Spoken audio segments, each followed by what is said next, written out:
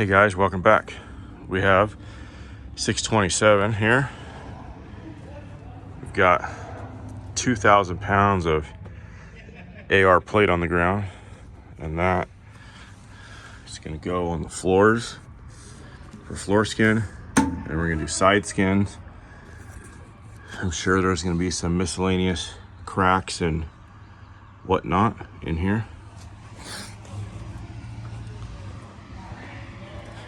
And then one thing I noticed in the front here is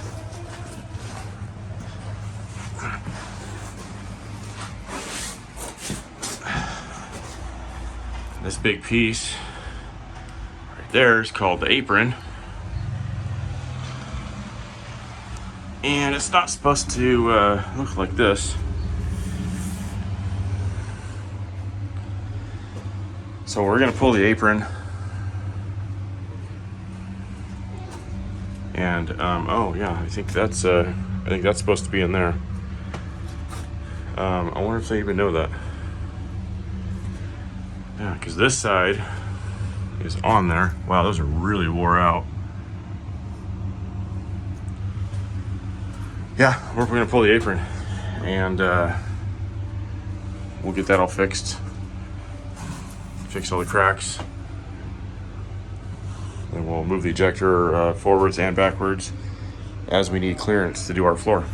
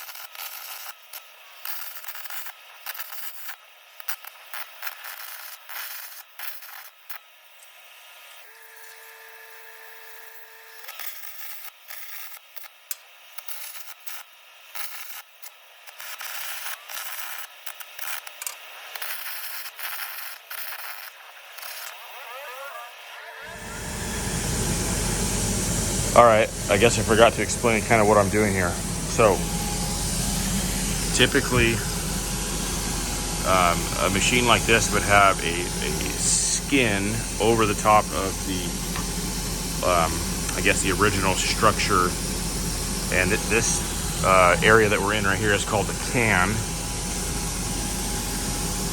So basically what happens is dirt, these are cutting edges, this is what digs into the ground, and the dirt comes over this, and you can see those marks. That's all caused by dirt coming over this, and then when they wear out like this, it comes over it and it will wear it out, and you can actually see, you know, that dark rusty spot. That's a weld, and this is called a frog, where all the bolts, where the cutting edges bolt to, it's called a frog. And then you can see where the frog and like the original structure meet, and then underneath this has all kinds of different formed pieces of channel and whatnot. So basically this big piece right here is called the ejector, and when this can is full of dirt, they can push the ejector forward and the dirt will come out the front, where, you know, after they're done moving it. So this ejector rides on rollers which ride on these rails. So I cannot put a floor skin on here without removing these rails. So I have to remove these rails, which are wore out anyways. You can see that big groove. So we'll remove the rails. I already cut that one off. And then we can put the new floor skin right on top of this. And then we have new rails that we'll put on top of that. And yes, it will raise the ejector up, but if you can see right there, we have a little over an inch, so the ejector can raise, and everything will be fine. So that's what I'm doing on the floor, and then basically the same thing goes with the sides. There should be skins all right here. Basically, that entire area that is bare metal has dirt consistently rubbing on it from dirt coming in and out and then overflowing. So that needs to have some type of skin or some type of a wear item on there. Otherwise, it will just wear this out really thin, and it's very easy to get dents in it and whatnot. You can see right here, it's got a big dent, and you can see a weld. And pretty soon, that's going to wear all the way through, and then they're going to have a huge problem. That's actually usually when I get called, is when there's a huge problem. But luckily, we're fixing the problem before it's a problem. So that's what we're doing in here. And yeah, it's yeah.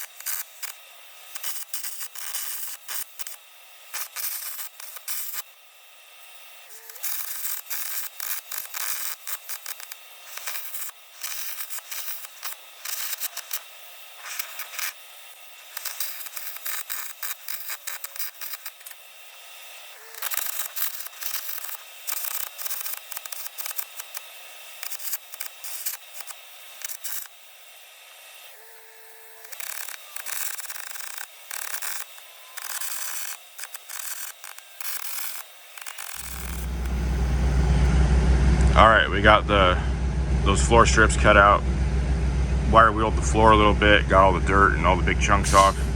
Now I'm gonna start cutting those sheets on the ground, and we're gonna do the floor first, and then we'll do the sides after that. So we're gonna cut those sheets and then get them in there.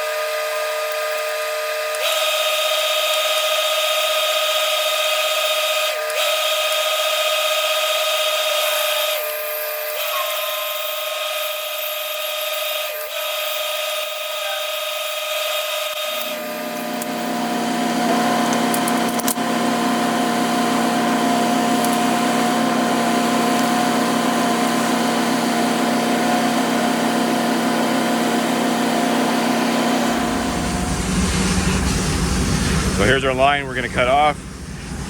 We've got lifting tabs welded on here, because we have to lift it over the machine and down inside there. And when I do lifting tabs on something like this, I only weld it on one side. So when you're done, you can hit it this way and it will come right off with a hammer. And it's still pretty dang strong. And then we're gonna cut some plug welds in there to help hold the sheet down so it doesn't buckle and whatnot as the ejector rolls over it. All right, we're gonna get the plasma cutter out and get this cut.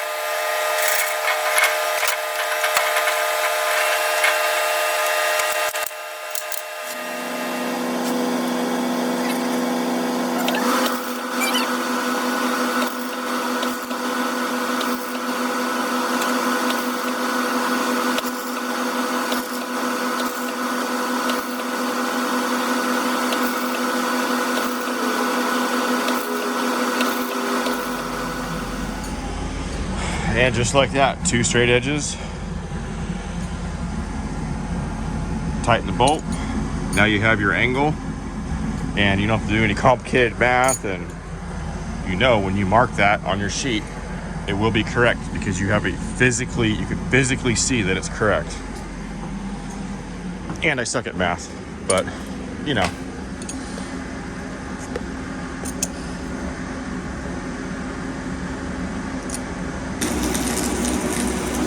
Got my buddy Zach in there, welding the floor out. I got this first side skin marked out. Hopefully I cut it correctly, otherwise I'm gonna have to eat about 900 bucks. I'm still gonna put some plug welds in there, but that's those white lines, that's the main shape that it needs to be in order to fit along that wall right there. So get this cut, get it hung, and we'll see how close I am.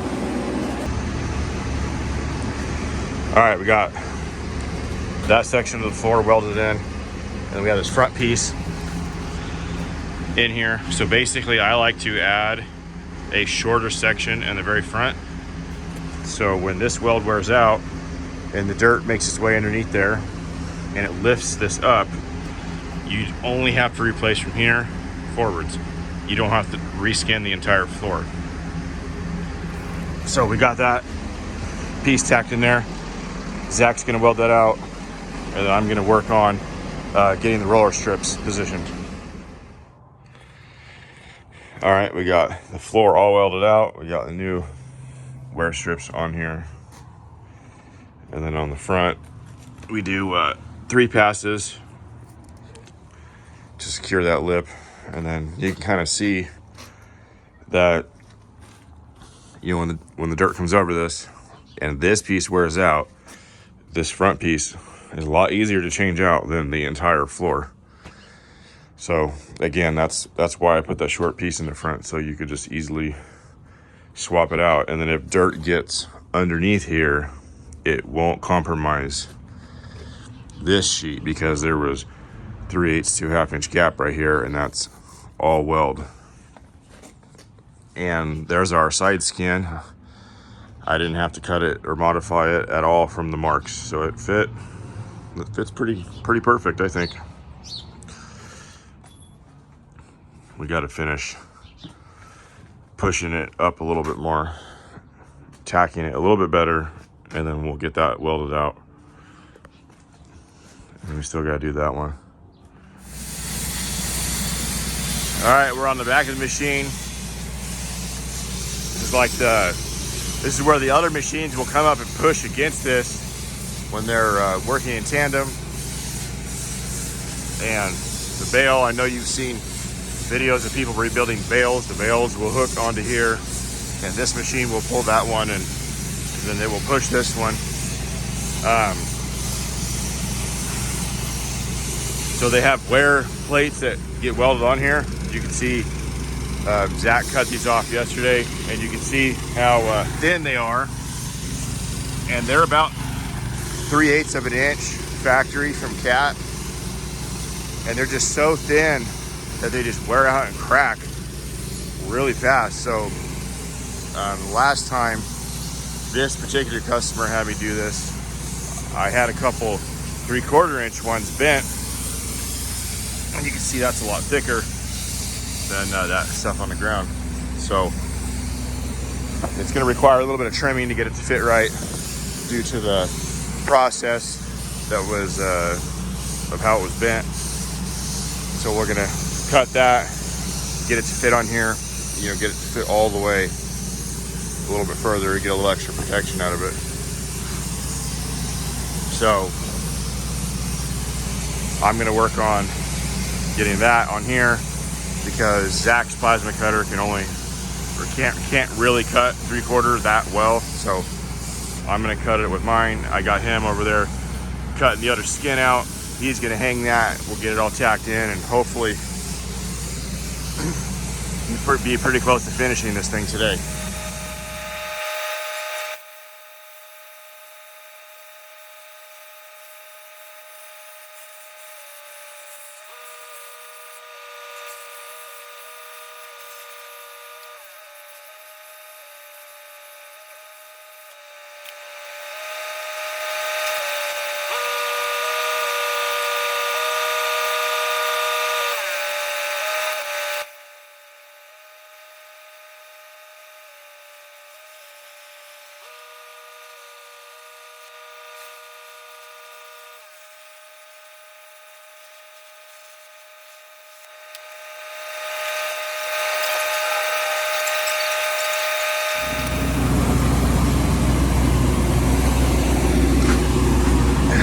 Nice little campfire. That side's a little messy. This side came out a lot better.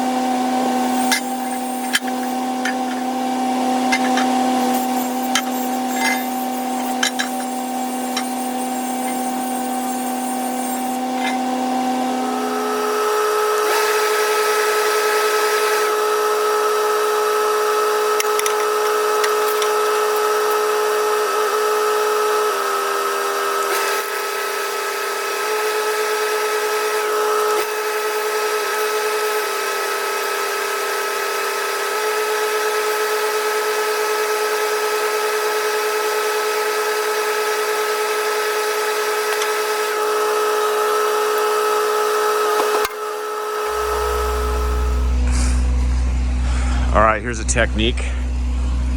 If you have a gap and you can't really push on it, put what's called a dog clamp and a wedge, and then you hammer it.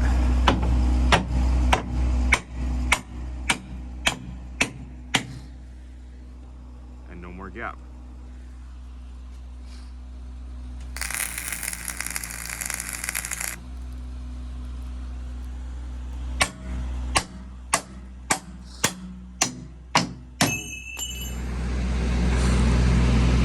All right, I got the sides welded out, 3 passes.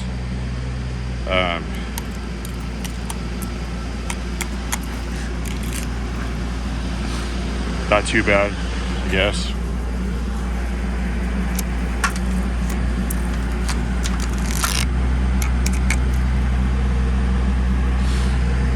Now, weld the top and the bottom.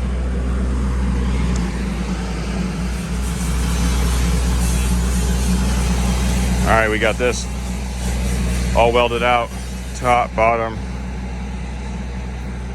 Skins are all welded out inside. Zach's finishing up some grinding. So I'm gonna knock this off with a hammer. See, I only welded it. There's no weld on this side. I only welded it on this side. So makes it easy to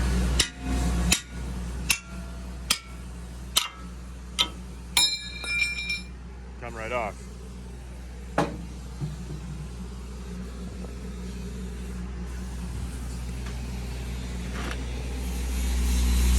Okay, now it's done. I decided to round the corners a little bit and then shoot some paint on there. Wait a minute, I have an idea. Maybe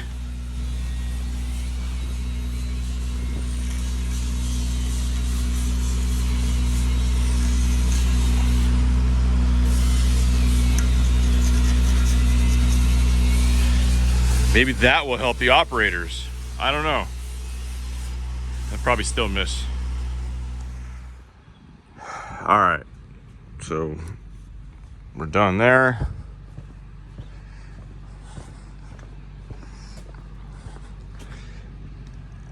We got all the skins welded out all the way around.